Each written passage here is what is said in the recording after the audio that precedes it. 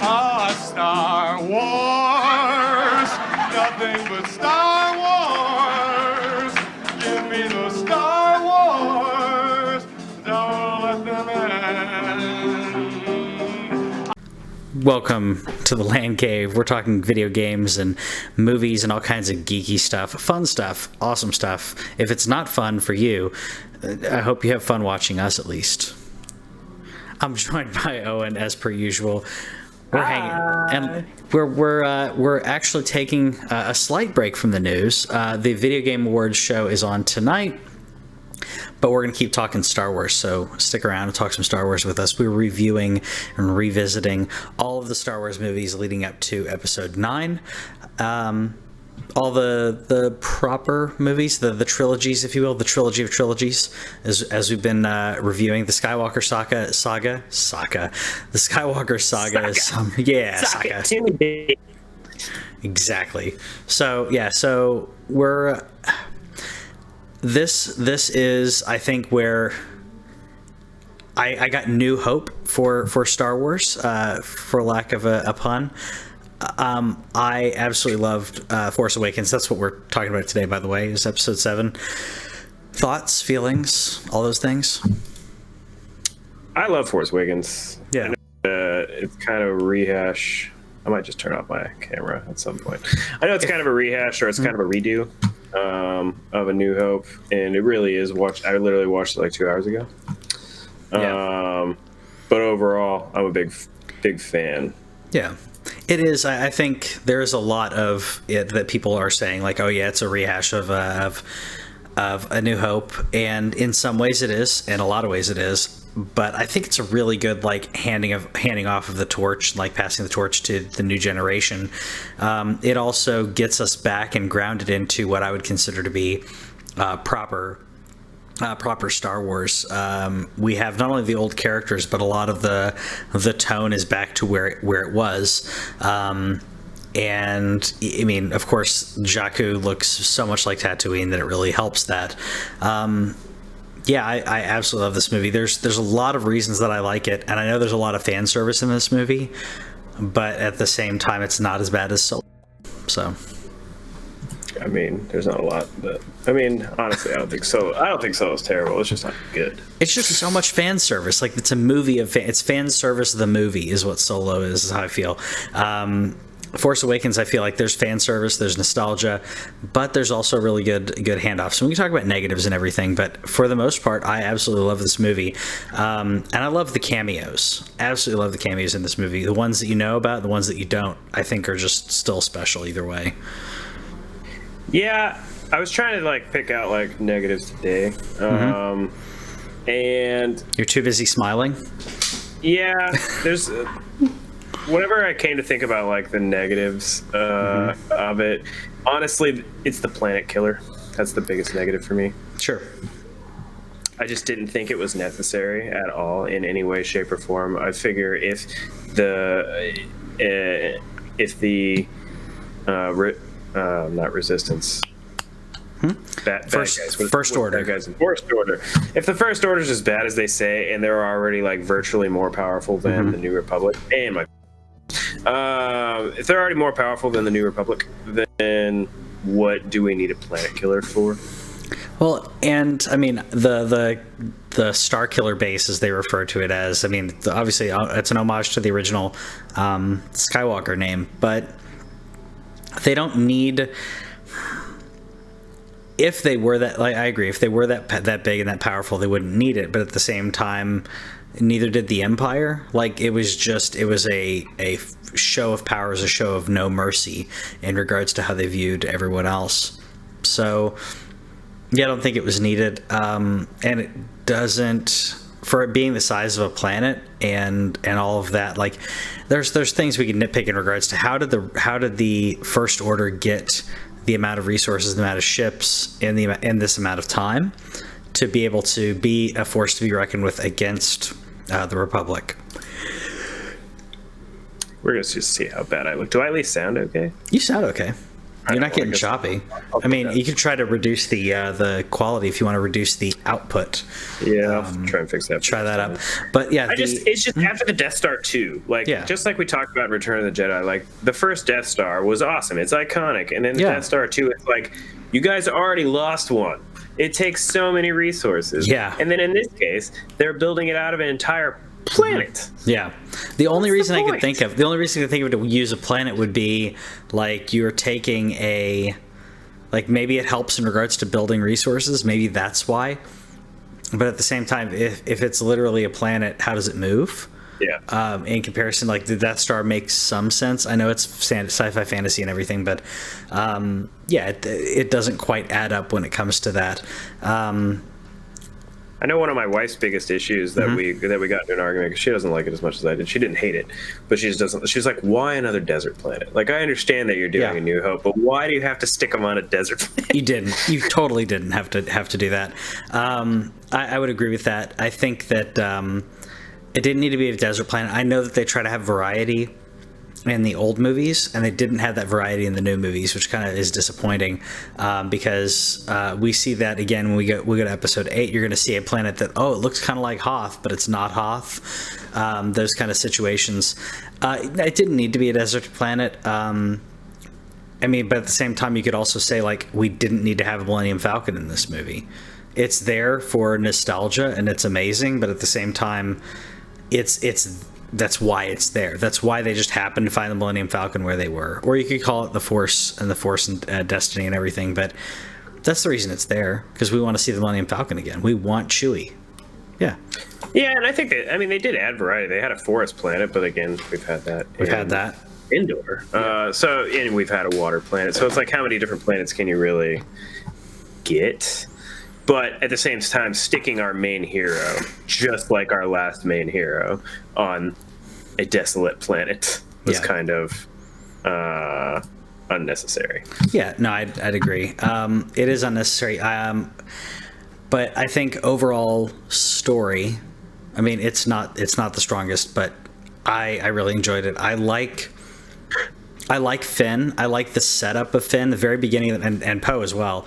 The very beginning of the movie, setting up the character of Poe, where I forgot the guy's name, but the old man who gives Poe the MacGuffin of the movie, and he's talking. The Poe's first line against to Kylo Ren was like one of my favorite parts, and it was a genuine like happiness and laughter throughout the film.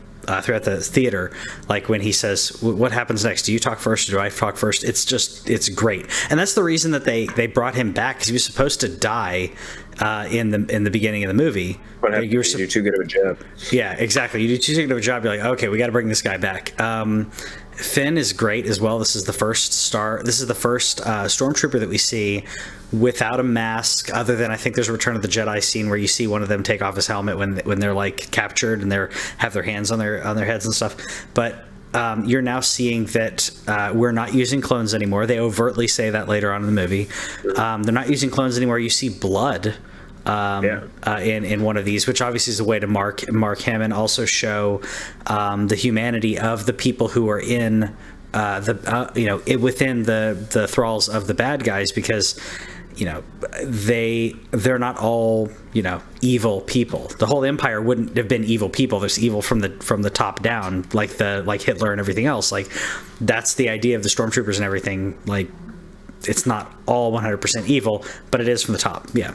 So that's where that's the other thing that I kind of dislike, but it's kind of that I don't dislike it until we get to episode 8, is that I feel like they did Finn kind of dirty.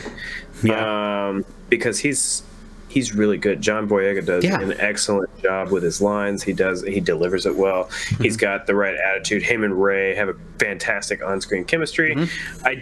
But to me, and you can tell me if you didn't get this from him, but I thought even though Ray is clearly the power user and that she's already a warrior, and that's what most people overlook when they're like, how is she already so good? Like, she shows off her fighting skills early in the movie. It's very apparent that she knows how to fight, and so give her a blade instead of a bow staff.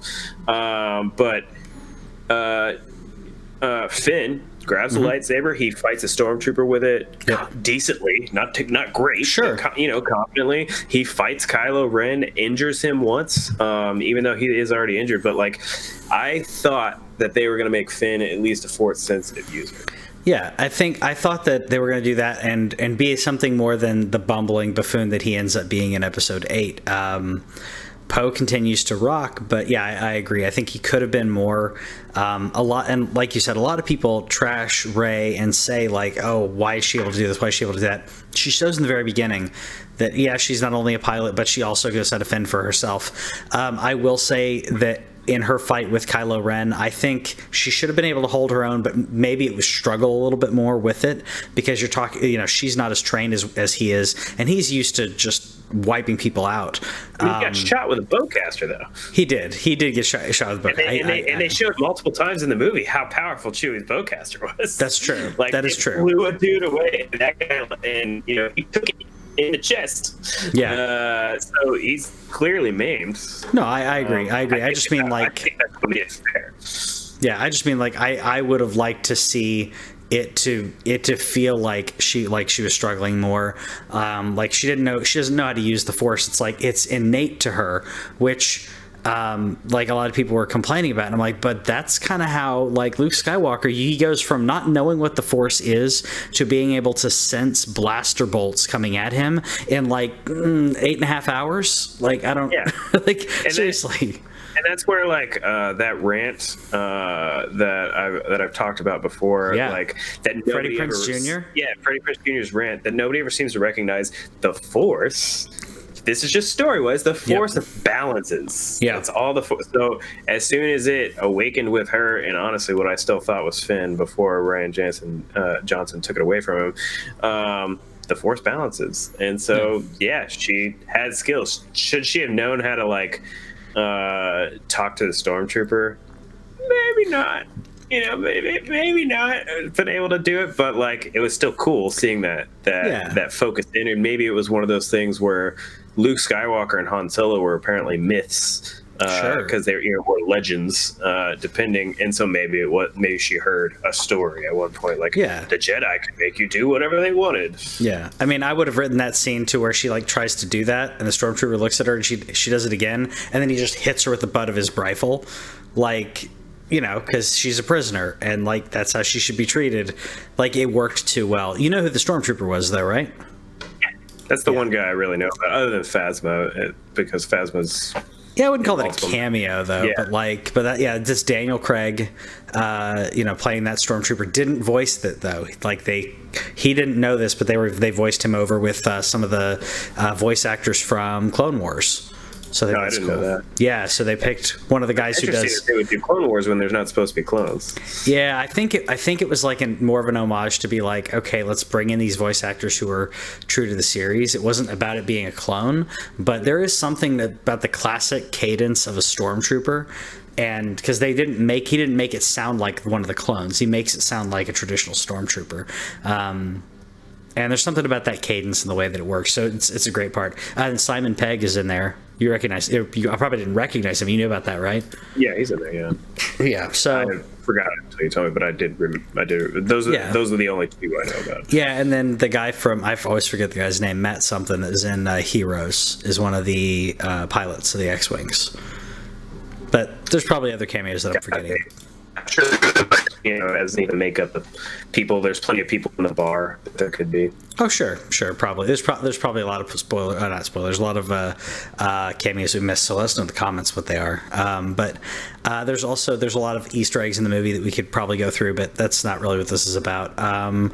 We talk about certain things in our revisiting of the movies, because this is one I'd seen a few times. I hadn't seen near as much as the original trilogy. Was there anything that you noticed this time that you hadn't noticed before? No, I mean, little things, and it came from like the subtitles. So like when the lightsaber calls out to Rey, which most people don't know what the kyber crystals do from the movie perspective, which is what we try and keep it with. But kyber crystals, they pick the user. It doesn't work the other way around, and so that the lightsaber was picking a new user in her. But Yoda talks, Obi-Wan talks, she talks. Her parents, I think, say like Rey or something like that. Obi-Wan says Rey. Yeah.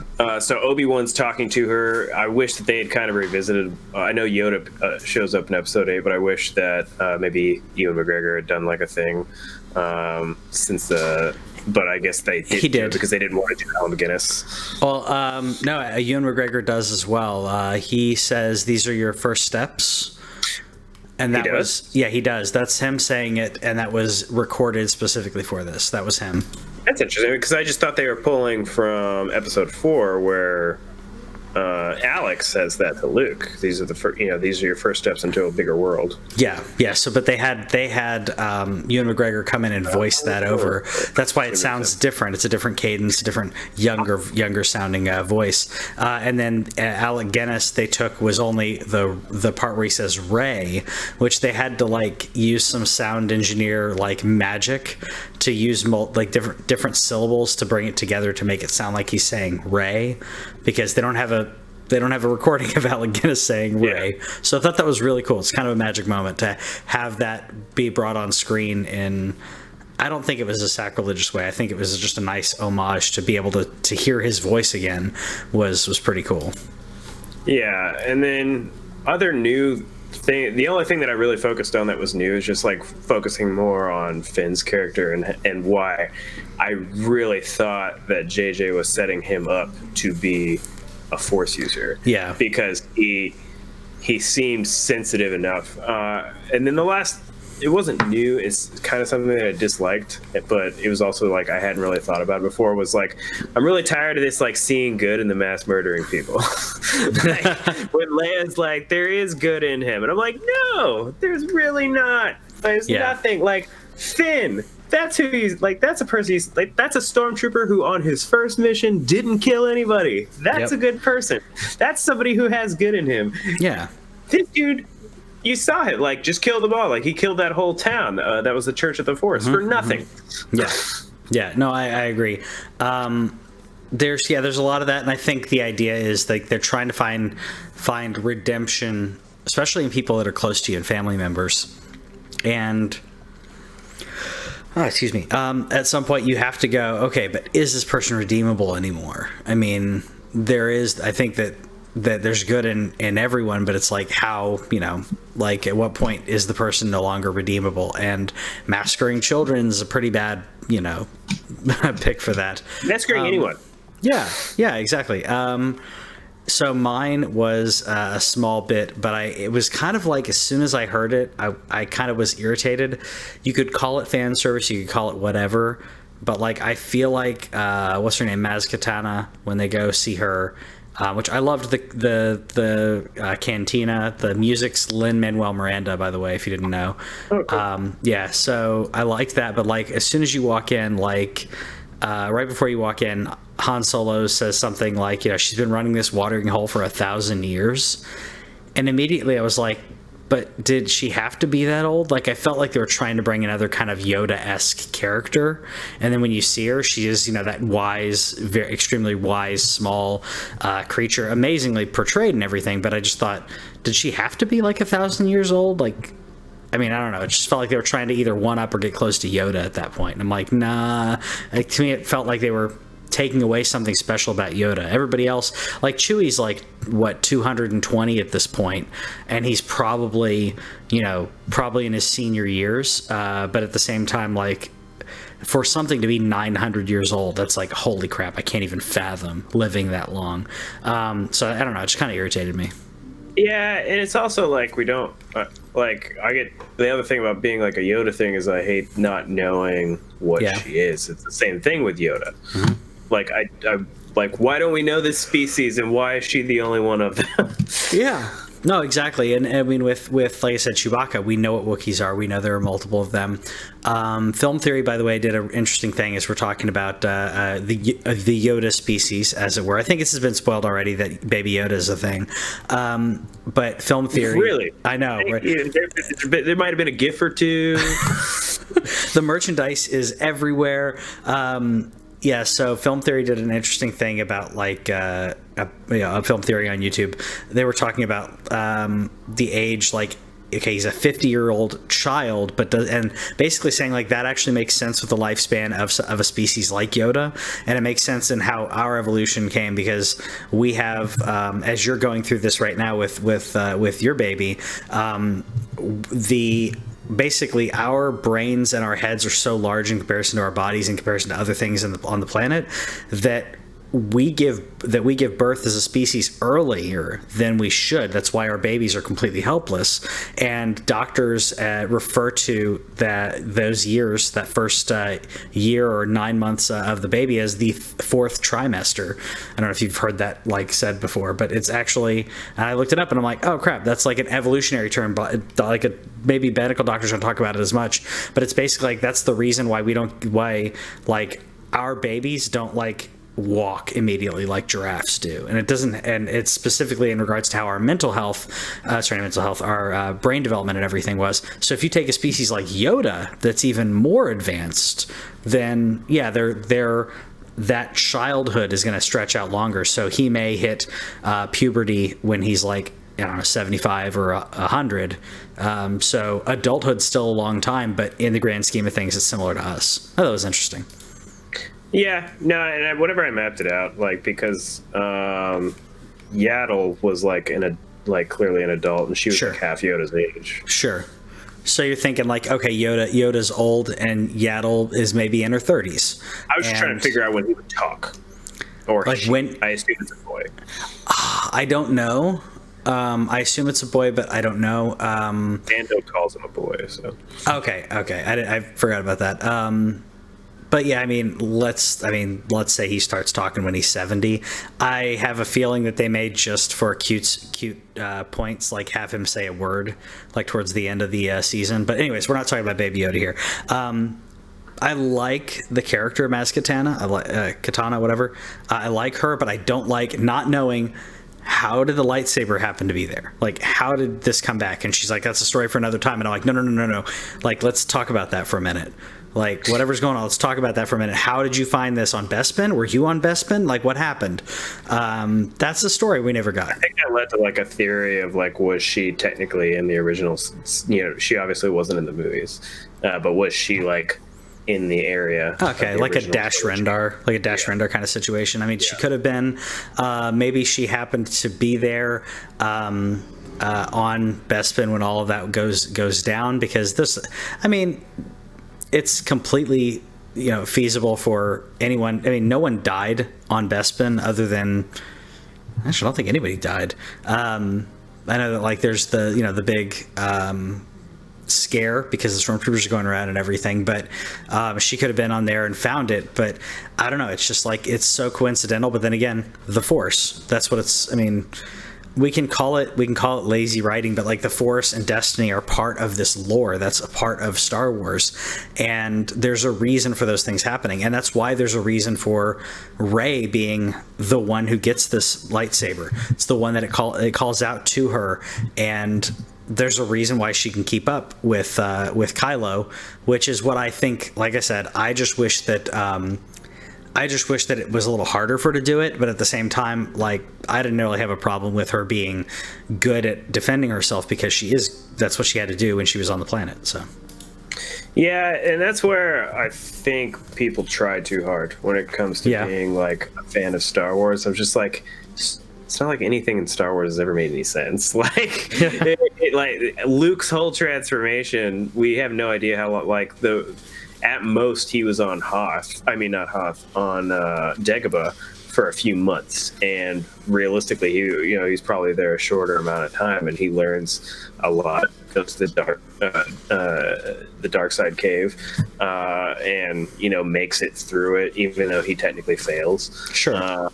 fights Darth Vader, and even though Darth Vader was a machine and not a shell of his former self, he's still like holds his own in terms of physicality. He, if Rey and Kylo had been facing off as Force users, yeah, I think she would have got whooped. And if Kylo had just done, he threw her up against a tree. Yeah, like why not do that a few more times, dude? Yeah, and I think part of that is like they're trying to.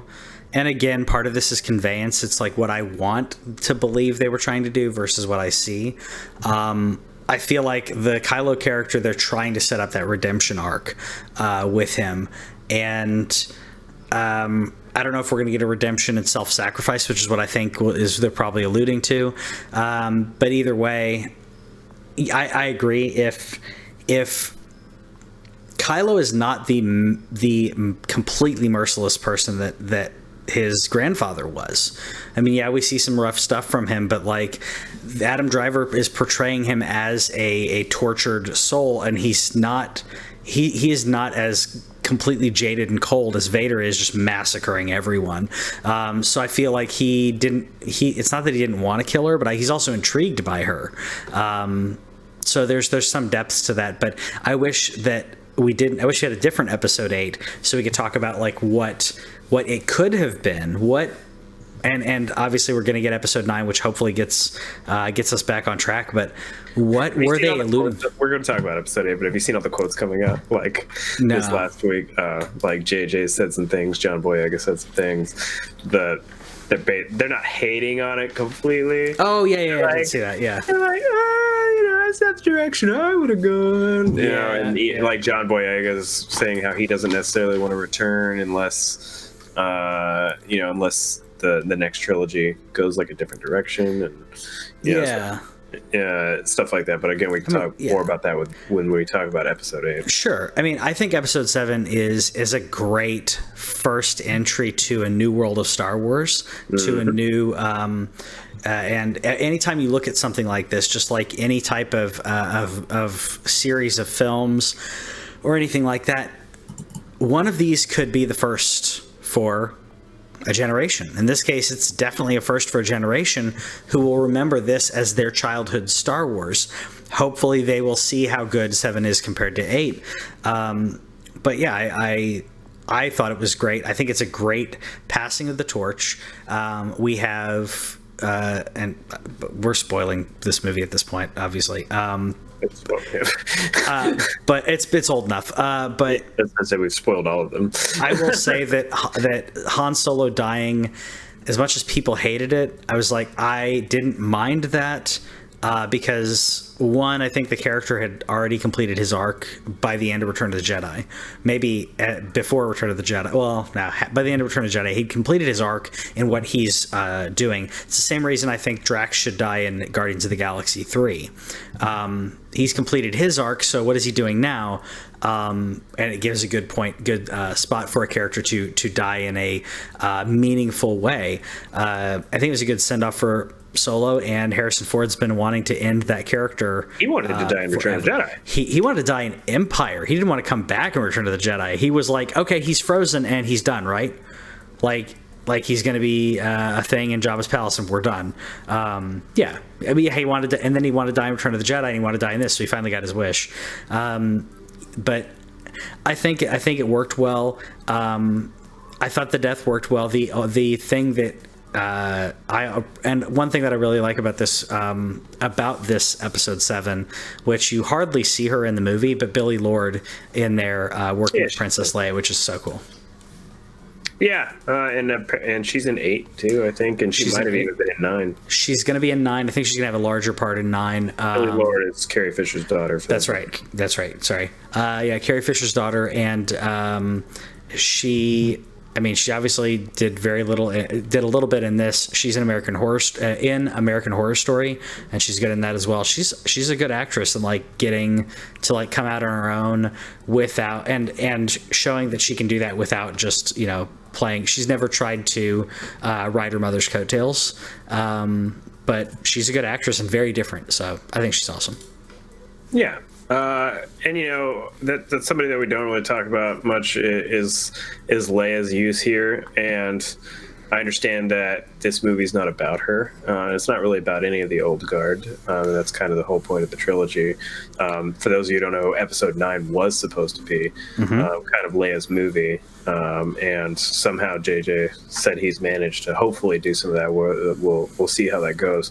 But the way they used her in this movie was fine. I thought, like, it's clear that she's just kind of doing what she does, which is she fights the bad guys, and that's what she's always been known to do, and that's her role and lot in life. Yeah, well, I do love that part when when she's talking to Han about that and saying, like, we both went back to what we do.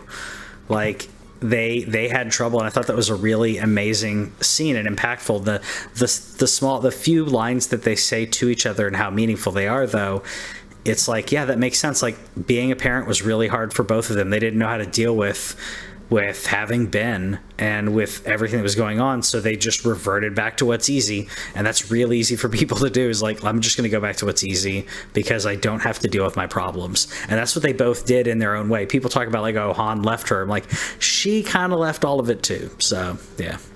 Well, I mean, we don't know what happened. Like, we don't know. Like, we know that he left, but we don't know if it was, like, already over between them or not.